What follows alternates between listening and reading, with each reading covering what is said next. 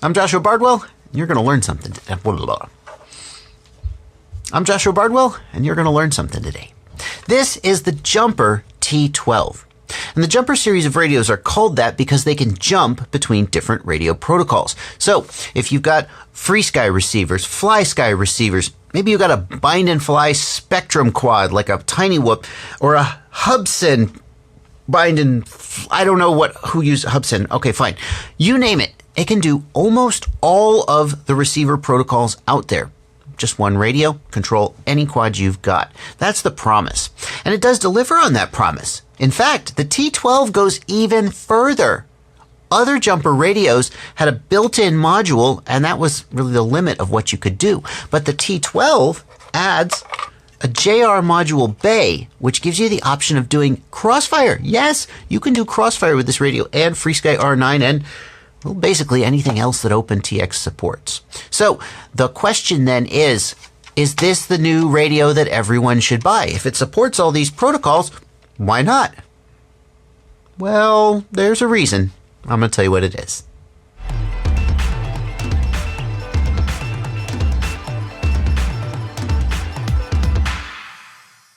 So here's the Jumper T12, and the first thing you're going to notice when you see me holding it in my hands is it's a smallish radio. If we put it next to, this is a Spektrum DX6E, you can see there's a substantial difference in size.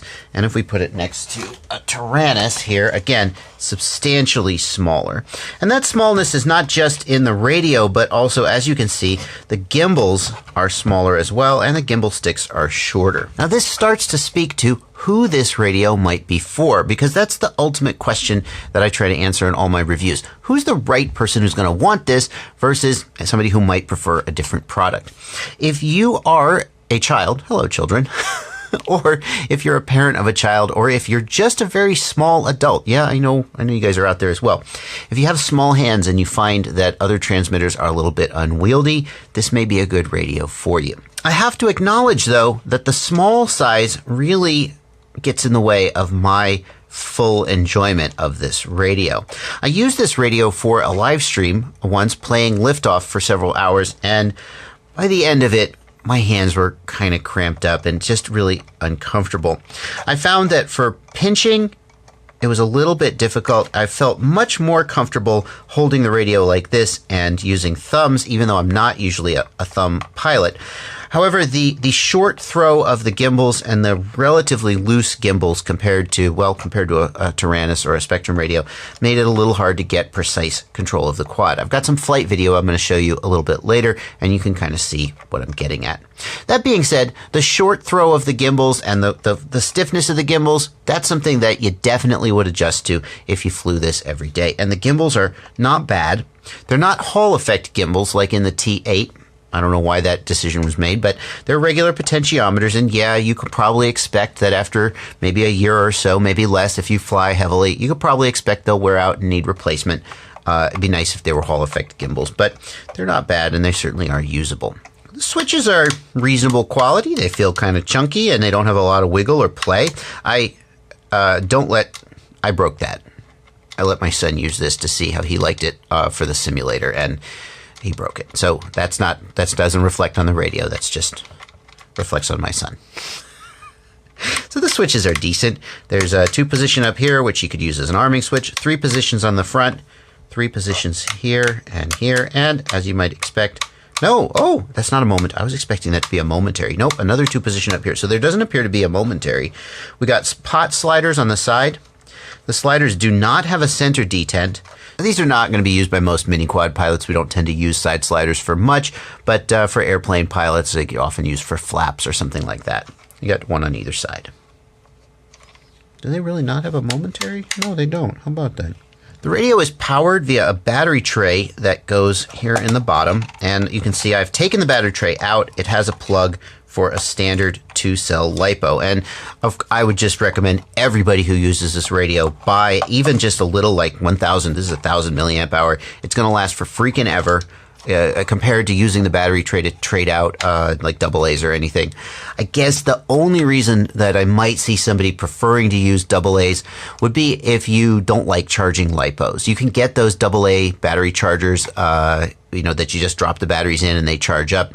And they're going to last a good amount of time. If you do decide to use the original battery tray with AA LiPo or with AA batteries, look into the Eneloop brand or the generic equivalent. One of the advantages of Eneloop batteries is that they have a very low self-discharge rate, which means that if you with normal nickel metal hydride or anything, if you set them down, you come back a week later, they'll have lost a lot of their charge. But Eneloop batteries will hold charge, and that's great for something like a transmitter where you might go a week without using it. You don't want to pick it up and find that the batteries are dead. Personally, I use these LiPos. I got LiPos everywhere, and a LiPo is going to give you much better energy density and longer life without charging. You got plenty of room in there to fit it in, and you're good to go. Up here on the top, we've got a buddy box plug for a standard just 1/8 inch audio jack. And we've got a mini USB. Micro USB is more common, but mini USB is more robust. It's harder to break a mini USB. You are going to maybe need an adapter or buy a cable just for this if you choose to use this as a simulator with the simulator, or to access, just to use OPENTX Companion or anything like that to back up your models or modify your radio. Speaking of OPENTX, we have to acknowledge this radio runs OPENTX. That's super cool. In my opinion, it's super cool. See, OPENTX. That is super cool because, well, I'm a fan of OPENTX. I'm familiar with OPENTX, so I just like it personally. But I feel like OPENTX is by far the most popular, at least in the midi-quad world, firmware to run on radios, and there's just a ton of support out there. It's a good thing because OPENTX is far from easy to use, especially at the beginning. The other Jumper radios run on a different open source firmware called Deviation, and I honestly don't know a lot about it, but I'm glad that this radio runs OPENTX because that just seems to be where a lot of the development effort's going. However, there's a catch. For reasons that I don't feel like I have a full grasp on, this radio is not actually supported by the OPENTX devs. So the way it normally works is that a manufacturer of new radio hardware will go to the OPENTX devs and say, look, we're building this hardware, will you support it? And the OPENTX devs will basically do the work. It's an open source project, and as near as I can tell, they work for free, but they'll do the work of maintaining the firmware and releasing firmware for the radios. The same way that if you have a new flight controller, the Betaflight devs will build firmware for the flight controller and release it, and you'll be able to access it from within the normal channels. The Jumper T12 doesn't work that way, and I don't know why. There's something went wrong. And what that means is that it is Jumper who will be building the firmware for this. Now that is not as bad as it might sound. They're going to fork, or they have forked, the OPENTX project, and that's something you can do with open source. And they're going to be which basically means they take a copy of it and then they make their little modifications. However, that's work. Just because you forked a project means you have to do the work of keeping up, and that means we have to rely on Jumper to keep the firmware coming. We can't just rely on the OPENTX project, which is more likely to stay around for 5 years. I don't know. I mean, I wouldn't assume Jumper's going anywhere, but that's a risk you take when you buy a radio with firmware that is dependent on the manufacturer as opposed to the open source project. But as you can see, this is good old OPENTX, just like you've ever come to expect, except the buttons. I don't know what the heck. I do know, actually. I just figured it out. I'll bet you that this mold was created for the Deviation radios that Jumper has released until now. And the button layout is completely foreign. I mean, all of your OPENTX buttons are here. Like, for example, here is your menu button. Oh, sure, that makes sense. Left. I always think left when I think menu. There it is, menu button. Where's your page button? This is the page button. Oh, yeah, right. That makes sense. And we got up and down, and we got enter and return. And I started to get used to it, but it's still really, I mean, you get used to anything over time. It's really dumb and really non-intuitive and annoying. But you get over it if you own the radio, I'm sure. So then we come to the real magic of the Jumper radios, and that is this module in the back of the radio. And some of you are a little surprised to see that because until now, on the earlier Jumper radios, the module was built in. There was no JR module bay in the back of the radio, and the antenna was just right up here where you've got this nice little rubber plug. That's why it's there. On this radio, well, when I first heard about it, they said, we've got a new Jumper radio and it supports CROSSFIRE. And I thought, oh my gosh, that's great. I expected them to have the multi-protocol module built in just like before, and then I could stick CROSSFIRE in the back or R9 and have two modules. That's not the case.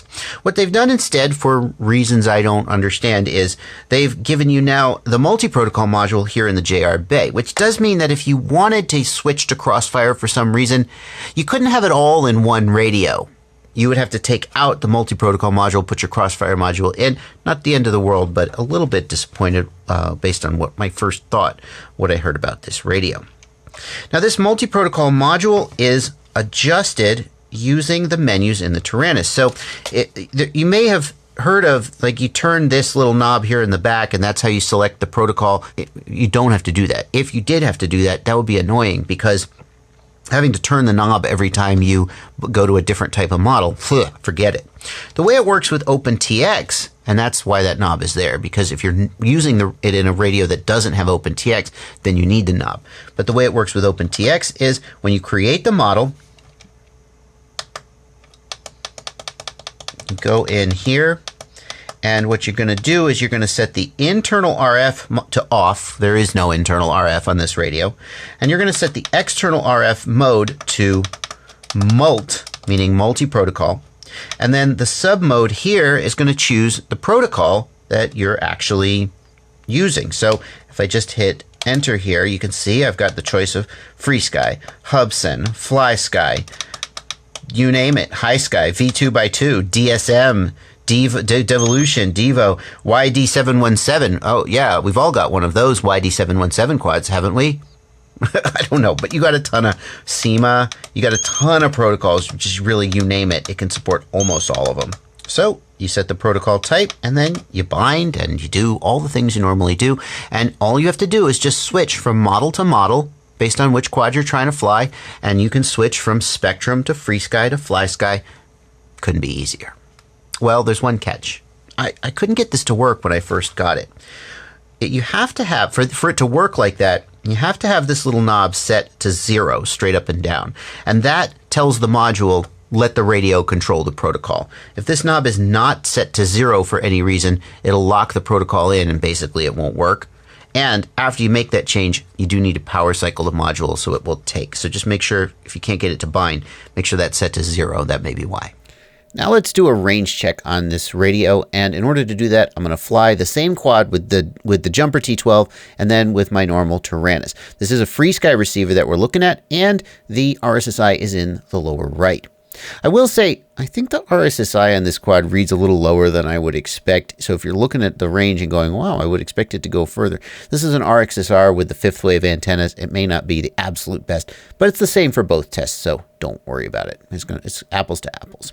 As we come through the trees here, you can see the RSSI for the Jumper T12 is hovering in the 70s. This is one of the areas where RSSI gets a little low, and video gets a little low.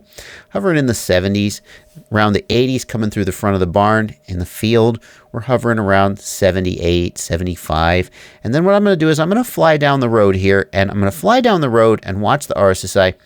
And the module has a low RSSI warning where the module will beep at you. And of course, the Jumper will say, the audio file, it'll say RSSI low. Now here's what's interesting.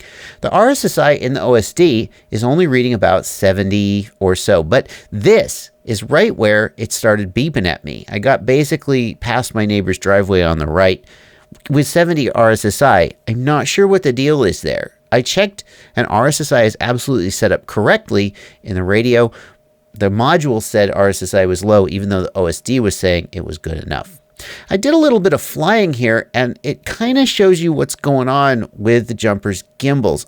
I'm sure I could get used to them, but boy, I wasn't used to them, and I really felt like I was struggling to get really good, precise control of the quad. I did a little bit of acro here, and it just feels a little bit wobbly. I bet I would get used to it, but the loose gimbals and the small sticks were really not my, and being forced to use thumbs were really not my favorite. So then here's the Taranis, and the first thing you're going to notice, and I noticed, is the RSSI is lower. Like, look in the lower right. And I checked, the configuration is exactly the same.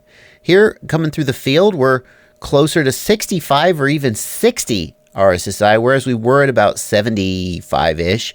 Coming through the back, we're down in the 50s. It's reading way lower. Frankly, it's reading ridiculously low. It makes me wonder if my Taranis backboard has fried again, which is known to happen. But then I went and I did a range. I said, okay, well, let's just come down to street level and let's just fly. And although the Taranis' RSSI was showing lower in the OSD, I was actually able to fly substantially further before they actually said RSSI critical and beeped at me. So here we are. The OSD is showing 45, 43, and this is where usually you'll start to get fail-safes. But I pushed on, and I kept going, and this point where you see me turn around, that's the point where it finally said RSSI low. Didn't even get to RSSI critical, whereas the jumper, I'll show you where the jumper approximately was beeping, was right about here. So the difference is not that much, but I do want to point out that I can't really reconcile it. Although the Taranis showed lower OSD in the or lower RSSI in the OSD, it actually seemed to have greater range before it started to actually demonstrate signs of a failsafe. The range was pretty close, and anyway, if you really care about range, you could put CROSSFIRE in here. Then I discovered that the latest storm that rolled through knocked a tree down that I hadn't noticed before, and I spent a little time just staring at it and thinking about how much it was going to cost a tree service to come. See this tree leaning to the right here, this pine tree? Hold on, we'll come around. And it's leaning on another tree. See that right there? Wow, that's gonna come down. You can see the root ball coming out of the ground, and that's just dangerous. That can just fall on somebody. So, time to call a tree service, I guess. Pine trees are the worst. Yellow pine are the worst. Oh, ow! Good thing I was using bi-blades. So that brings us to the question of who should buy the Jumper T12 and who should be maybe looking at a different radio. And the first person I think should be looking at the Jumper T12 are people for whom the small size is an advantage and not a disadvantage. Kids, small adults, and people who regularly have to pack their radio. I hear from a lot of people who say they appreciate the small size of the jumper because it's easy to put into a backpack or a carry-on bag, just a little bit easier than those slightly bigger radios would be. The other person who might be interested in the T12 is somebody who knows that the capability to bind to all of these different protocols is going to be a really big advantage. If you already have a Syma bind and fly, a Hubsan bind and fly, a tiny whoop Spektrum receiver, and some FrSky, maybe a Baby Hawk, and you're just tired of having to have 5 different transmitters, this might be one for you. Or if you're just getting started and you really want the flexibility to try out all of that stuff, this might be one for you.